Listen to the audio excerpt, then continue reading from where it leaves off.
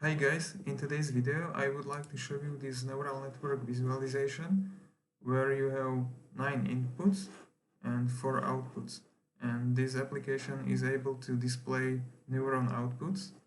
Basically, in this project you are able to change this topology, only the topology of these internal layers, so you can change the number of internal layers and count of neurons in each internal layer. And this application, when I hit run, it's going to generate every 20 milliseconds random input, and it's going to do indefinitely until any of these outputs gets activated. And as you can see, green colored neurons are active and blue colored neurons are inhibited. So let's run this.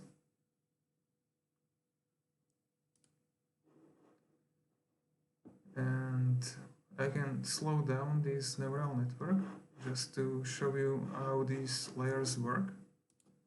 So in here I run this every 20 milliseconds, but let's change it to 500 milliseconds.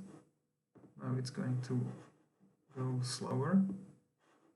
As you can see, these outputs are inactive. This last hidden layer is basically almost the same.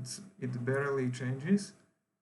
This one in the middle changes a little bit more, and this first hidden layer changes more rapidly, and these inputs are more random. So it's because of this first hidden layer sees these inputs. This next hidden layer sees outputs of this first hidden layer, and it goes on. And when this is activated, you can see that this last layer finally changed the values. So that's basically it.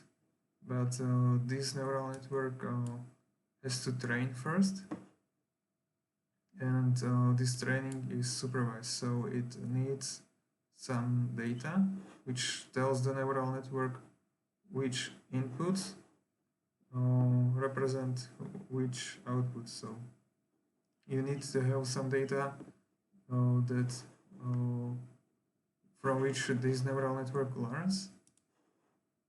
And in this case I have 9 inputs. As you were able to see, I have 9 inputs and 4 outputs. And as I mentioned, you can change this topology, and these are output weights which are saved when this neural network is finally trained. And I had to generate these training data, and as you can see, since there are 9 inputs and they are ones or zeros, there are 512 possible combinations.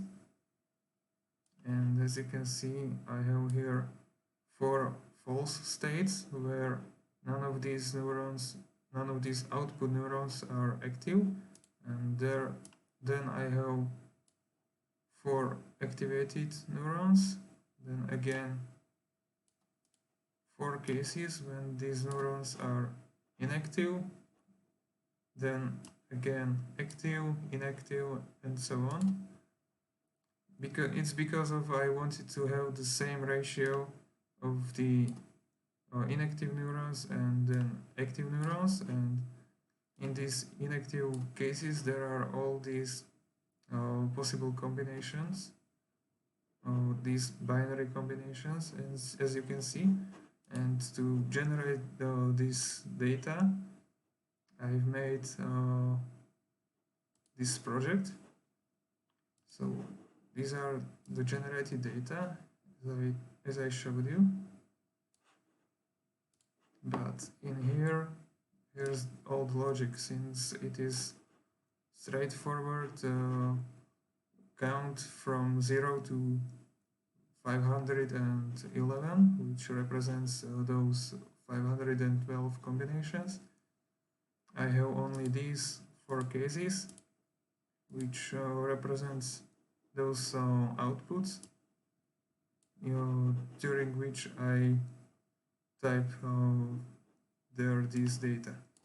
So I basically increment this variable, and if it is none of these cases, then I basically write it down as a binary, and then I put their zeros. And this way I generate these numbers, and since I have 4 true cases, I try to generate each 4th time of false state these 4 true states. So that's why I have 50 to 50 ratio between false states and some of the true states. And all of this is available on my GitHub page, but I would like to show you again how this works. So when I hit run, as you can see, this first layer changes more quickly, and deeper you go, less frequently it changes. So there you have it.